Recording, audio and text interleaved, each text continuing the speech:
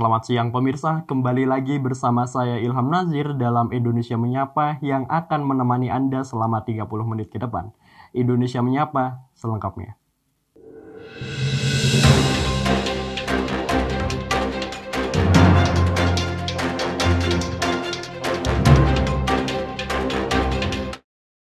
Berita pertama kali ini dibuka dengan revitalisasi alun-alun oleh pemerintah Kabupaten Klaten. Berbagai pedagang kaki lima, kuliner maupun non-kuliner turut dipindahkan. Tak hanya itu, pengusaha wahana permainan juga ikut menjadi sasaran oleh petugas. Ratusan pedagang kaki lima dan pengusaha wahana permainan anak menjadi sasaran kebijakan pemerintah Kabupaten Klaten terkait dengan rencana revitalisasi alun-alun kota Klaten. Dari pendataan Dinas Koperasi UKM dan Perdagangan, DKUKMP Klaten, sebanyak 136 PKL kuliner dipindahkan ke Jalan Bali.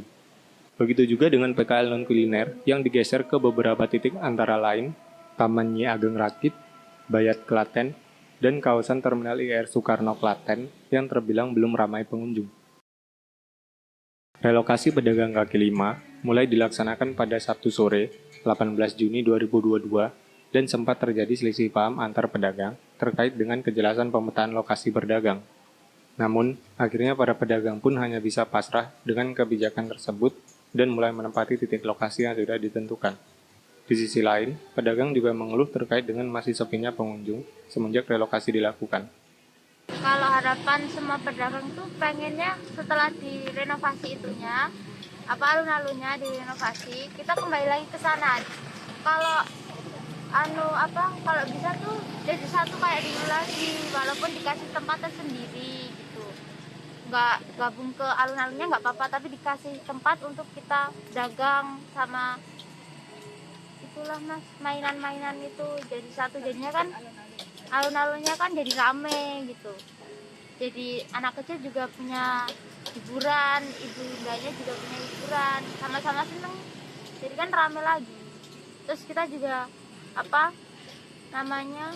pedagang juga ikut seneng juga, penghasilannya jadi stabil, nggak kayak gini, kadang sepi kadang rame. Terlihat para pengunjung pada hari biasa tidak terlalu ramai seperti di alun-alun Klaten sebelumnya. Suka yang di sana sih. Karena kan kalau di sini jatuhnya kan cuman kayak kulineran gitu mas. ya kulineran. Ya. Jadi nggak banyak yang jual gitu kan, mungkin juga nggak pada kesini semua, ada yang nggak kesini, juga kurang kompleks gitu. Demikian berita seputar revitalisasi alun-alun yang dapat kami sampaikan. Kembali ke studio. Mendekati Hari Raya Idul Adha, pemerintah Kabupaten Kulon Progo menemukan penyakit mulut dan kuku pada hewan ternak atau biasa disebut dengan PMK. Penyakit tersebut sering ditemukan akhir-akhir ini dan meresahkan masyarakat khususnya peternak. Akibatnya banyak peternak harus menanggung rugi karena berkurangnya pendapatan.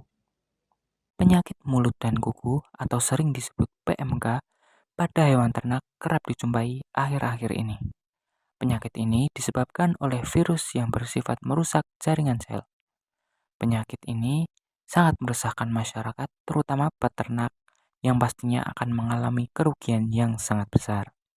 Di sisi lain, wabah PMK ini masih merebak saat adanya Hari Raya Idul Adha.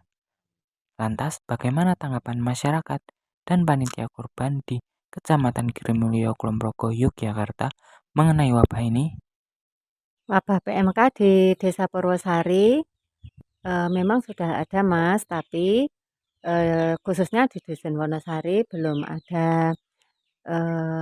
Kami sebagai warga tetap was-was dengan adanya virus PMK yang sedang mewabah terutama di Indonesia. Apalagi saat ini kita sedang menghadapi Hari Raya Idul Adha. Jadi kita juga sangat was-was dengan adanya sapi yang dari luar. Pemerintah Kabupaten Kulon Progo melalui dokter hewan sudah melakukan pencegahan dengan memberikan vaksin kepada hewan ternak. Dan pedagang hewan kurban pun juga sudah mendapatkan izin berupa sertifikat dari pemerintah. Sehingga hewan berada dalam kondisi sehat dan aman untuk dikonsumsi.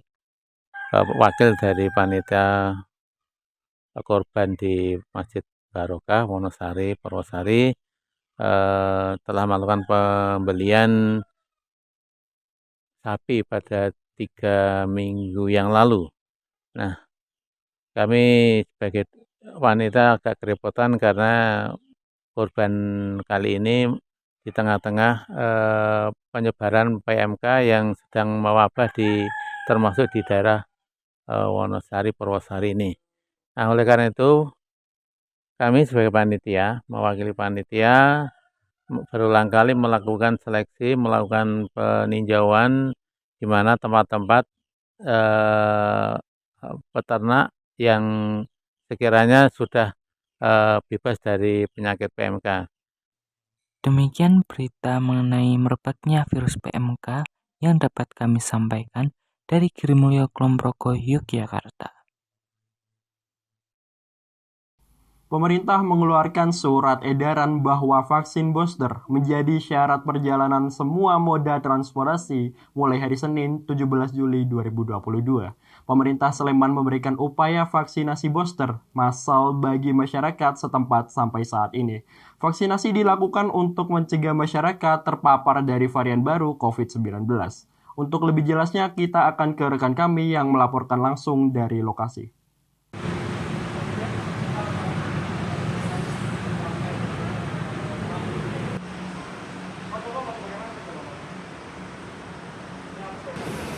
Selamat siang pemirsa, kali ini saya sedang berada di Plaza Barokah yang dimana bisa dilihat aktivitas warga sudah berjalan kembali normal.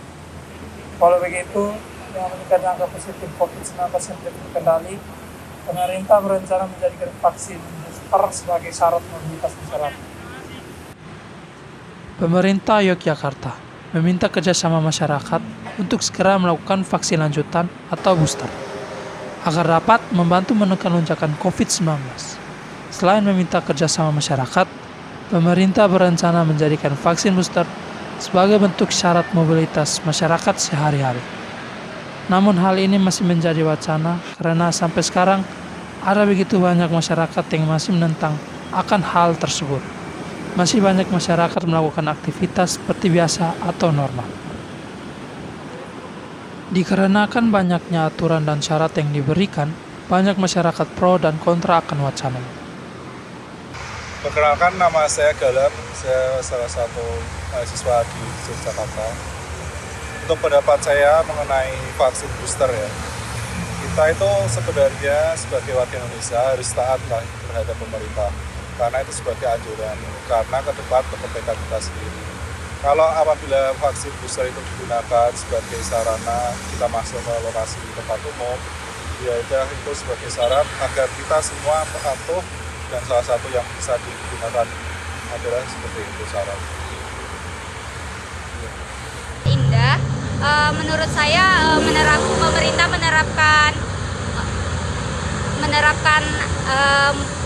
booster ke setiap mobilitas itu sebenarnya nggak diperlukan ya Kak, karena itu mempersulit kita sendiri, apalagi untuk perjalanan yang dekat, bukan yang jauh, seperti itu.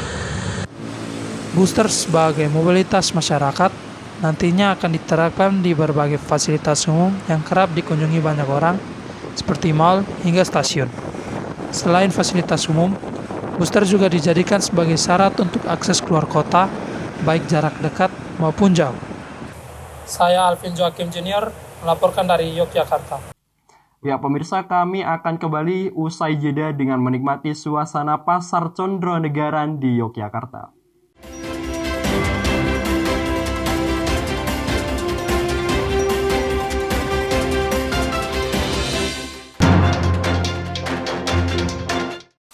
Hai guys, ayo berpikir jernih.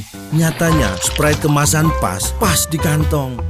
Tapi yang nggak pas basah juga, pas di dompet. Tapi yang nggak usah dimasukin. Nyatanya emang pas porsinya sekali minum. Tapi yang nggak usah lebay. Sprite nyatanya pas, nggak lebay.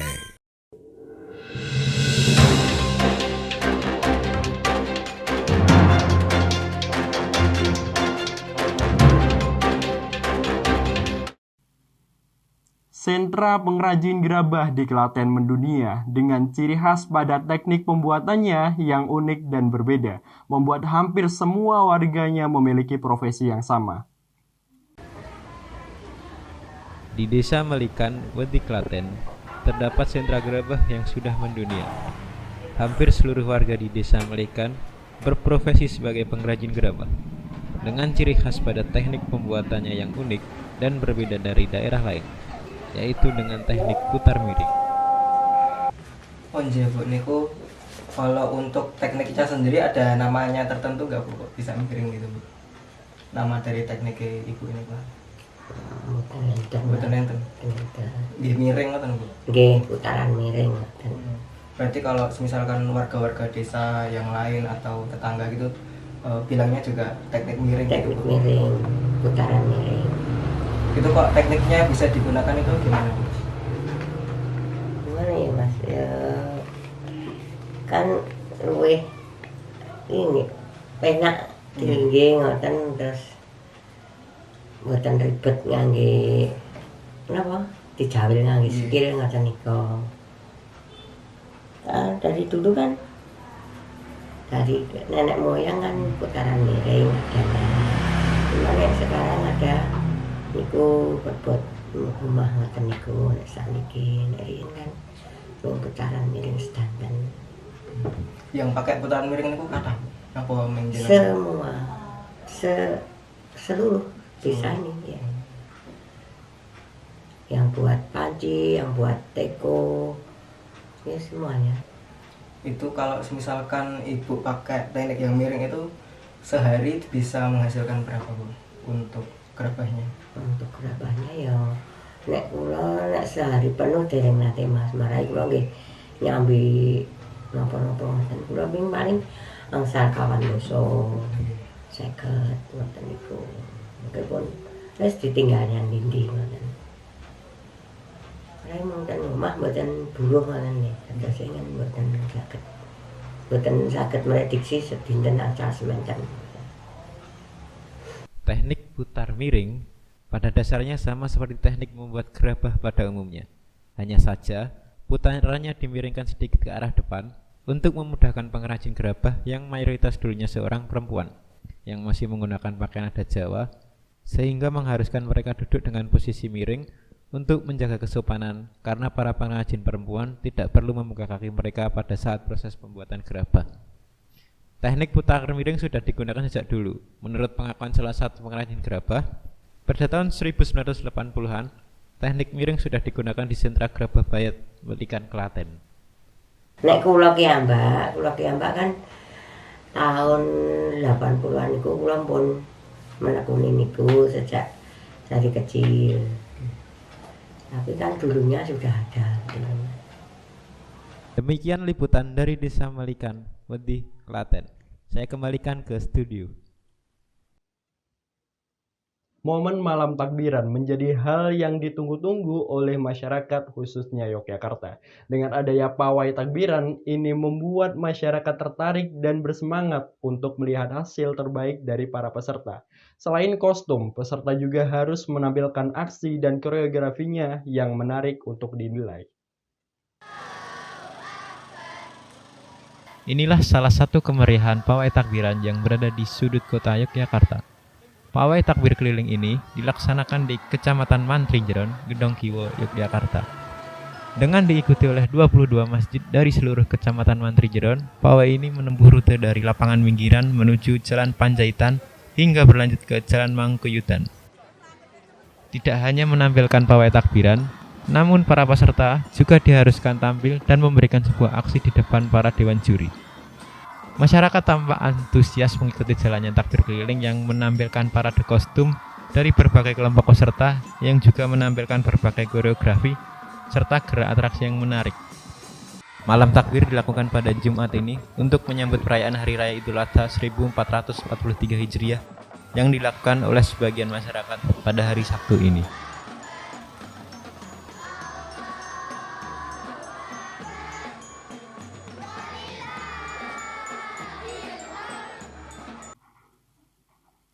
Menikmati suasana Pasar Condronegaraan di Yogyakarta. Terlihat seperti pasar tradisional pada umumnya saat siang hari, namun saat menjelang malam hari, keadaan pasar berubah menjadi pasar kuliner. Baik, kita langsung saja ke Noval Rifandi yang melaporkan langsung dari lokasi.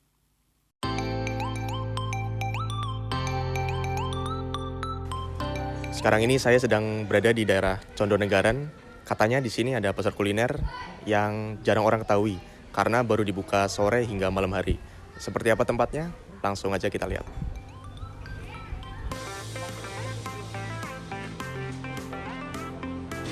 Pasar Condonegara seperti layaknya pasar tradisional pada umumnya, menjual sembako dan aneka kebutuhan bagi warga sekitarnya. Suasana pasar dan lingkungan bersih sebab kesadaran dari para penjual maupun warga sekitar. Kini, pasar tersebut apabila jelang sore hingga malam hari menjadi pasar kuliner. Kuliner pasar Condro ini sangat tradisional banget gitu. Apalagi dengan saya pernah bicara sama pedagangnya, sejarahnya cukup menarik. Awalnya dari pasar, terus menjelang malam tuh menjadi kuliner. Dan makanannya sangat enak-enak kok.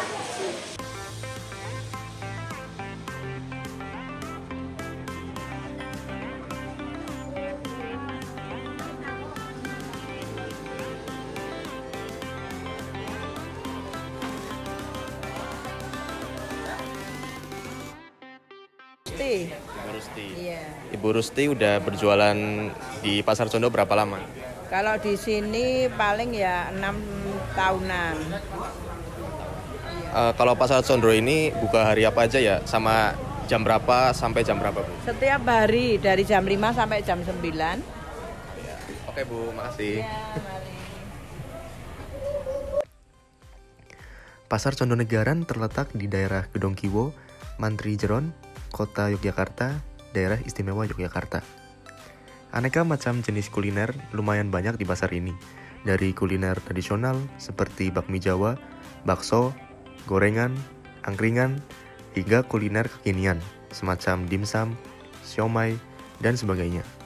Minuman yang dijual juga banyak, dari susu jahe, es jus buah, dan yang unik ada wedang bajigur. Soal harga, relatif murah, terjangkau bagi masyarakat. Pengunjung dapat menikmati makanan dan minuman dengan memesan terlebih dahulu.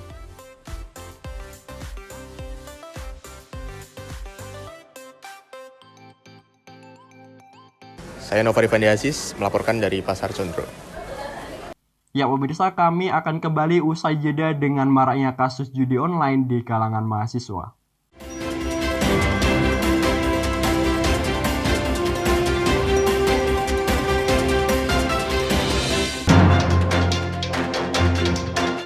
Ikut kelas musik, tiba-tiba gurunya datang. Ayo kita mulai.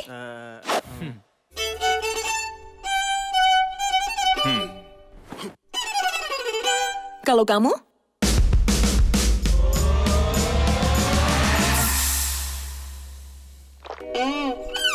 Cukup. Kalian bertiga, kita latihan seminggu sekali. Kamu, kita latihan tiap hari ya. Oke. Sprite, segarkan akalmu.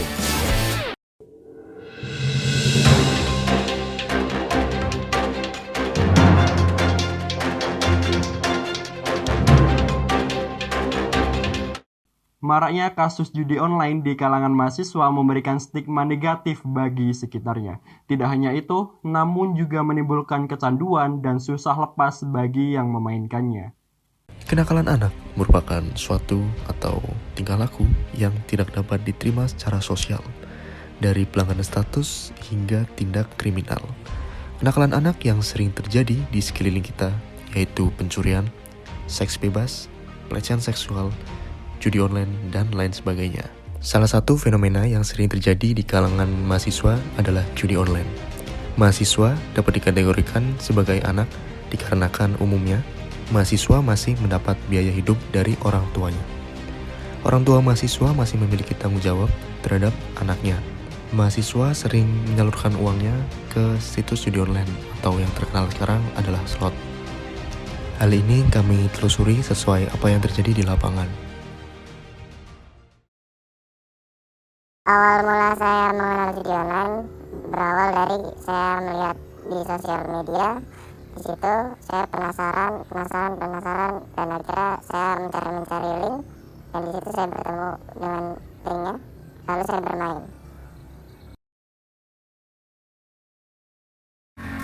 Awal saya bermain, saya merasakan yang biasa saya lakukan, saya sudah merasa bosan, dan akhirnya saya nonton itu, dan lalu saya mulai bermain di itu juga. Saya mulai bermain tuh ketika bulan September tahun lalu. Itu juga dimana saya sedang banyak duit dan bingung untuk menghabiskan duitnya, dan akhirnya saya untuk bermilih bermain judi.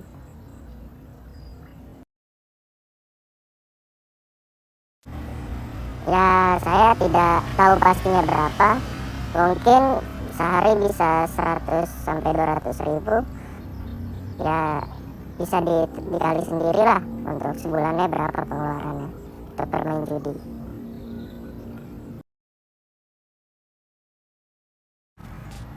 Awal saya main, saya sangat-sangat mendapatkan keuntungan yang besar, tapi seiring berjalannya waktu, saya merasakan buntung atau rugi.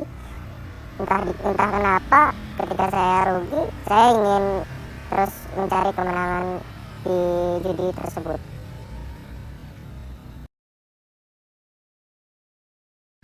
Untuk sekarang belum ada ya, karena rasa penasaran saya tinggi, masih mencari kemenangan dari judi online, sebab situs untuk main sangat banyak, jadi masih ada peluang untuk mencari kemenangan.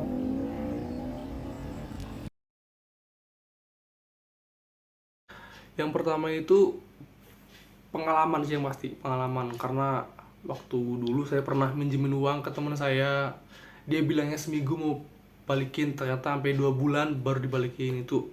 Dan itu juga nominalnya cukup gede sih mas, nominalnya cukup gede. Ya kita juga sebagai temen ya, mau nagih nggak enak, terus kalau mau marah-marah pun juga ntar kehilangan uang iya, kehilangan temen iya. Jadi itu yang bikin saya segan loh. Kalau emang saya mampu pun, saya bakal mikir-mikir loh, kalau saya minjemkan uang tuh nantinya ya harus ikhlas gitu. Jadi kayak ngasih aja kalau minjem sih. Ya mikir-mikir juga nominalnya, kalau gede ya dipikirin, kalau kecil ya insya Allah ikhlasin aja lah kalau kecil mah. Ngomong-ngomong tentang main judi nih mas, ya judi online lah ya. Teman saya tuh ada, ini kejadian nih baru sebulan yang lalu, inisialnya W lah, teman saya lah. Dia awalnya minjem duit nih, ngechat, tiba-tiba nelpon, orang saya lagi di toilet kan, HP kan di kamar ya. Dia ngechat, telepon, awalnya minjem cuman 150.000, ya udah saya transferin. Nggak sampai setengah jam dia pinjam lagi. Wah, saya penasaran nih, saya telepon kan temen saya yang lagi sama dia. Ternyata dia lagi main judi slot mas. Astagfirullahaladzim, saya kaget loh. Terus besoknya saya bilang, duitnya udah ada belum, mau dipakai nih buat benerin motor, karena emang itu duit simpenan yang buat dipakai buat motor ya. Jadi ya saya tagih duluan. Dia bilangnya oh iya ada. Dan alhamdulillahnya kemarin malamnya tuh dia menang gitu loh. Untung nggak rugi. Kalau rugi ya saya bingung juga kan mau benerin motor pakai duit apa. Tapi ya kaget sih, karena dia tuh bilangnya cuman buat makan sama buat apa gitu. Soalnya kan dia ngekos di sini ya. Jadi ya saya pinjemin lah, pakai aja. Tapi kok awalnya bingung sih. Ini minjem awal 150, minjem lagi itu dalam 1 malam loh. Dan ya untungnya sih balik duitnya gitu loh. Banyaknya situs yang beredar membuat akses masuk ke dunia judi online semakin mudah. Ketika seseorang memainkannya, tidak selamanya mendapat keuntungan. Seseorang juga akan dapat kerugian dengan mengalami kekalahan. Maka dari itu, ketika seseorang yang sedang bermain judi mengalami kekalahan, uang yang ditaruhkan dalam permainan tersebut akan habis, yang mengakibatkan seseorang akan berusaha mencari modal kembali untuk dapat kembali bermain judi online.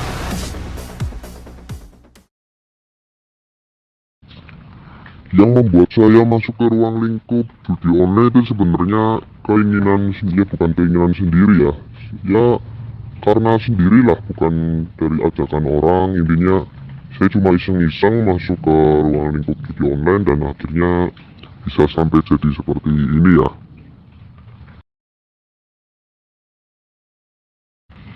Yang saya dapatkan dari judi online ini ya sebenarnya pengalaman tentang resiko, dan intinya resikonya judi online itu apa saja dan keuntungannya apa aja ya. Ya ada risiko dan ada untungnya juga ya. Untuk untungnya ya bisa dapat uang tambahan lebih dan bisa beli apa aja yang saya penginkan ya. Sebenarnya ini bukan saya jadikan mata pencaharian utama ya, tapi lebih ke sampingan saja sih, cuma buat ya gabut-gabut lah.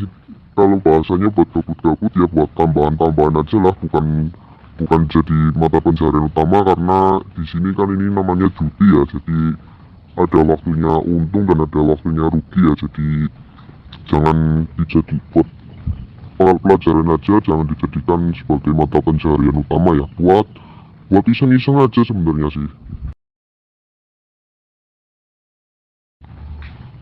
Untuk proses perundingannya dengan pemain judi itu karena saya kan di sini posisinya sebagai marketing ya atau promotor ya, dan saya itu ambilnya di bagian YouTube. Jadi saya di sini bikin konten YouTube promosi salah satu situs judi online ya, dan untuk gimana kerjanya itu di sini saya bikin video tentang kemenangan judi online, dan saya bawa nama situs tersebut untuk menarik pemain yang pengen main dan akhirnya main di situs yang saya bawa itu ya. Jadi posisi saya di sini sebagai promotor guys, dan saya dibayar juga ya karena promosi situs tersebut, dan saya juga dibayar untuk YouTube-nya, gitulah intinya lah. Untuk resiko di posisi seperti saya ya sebenarnya resikonya cukup lumayan gede ya, tapi di sini aku gimana caranya itu bermain aman. Jadi intinya buat yang paham aja ya, dan aku kasih peraturan juga yang mau main itu harus di atas 21 tahun ya. Jadi intinya udah paham lah sebelum main judi online itu, harus sudah paham dulu apa resikonya, gimana nanti resikonya. Jadi sebelum bermain itu harus sudah paham, jadi biar nantinya nggak nyesel ya.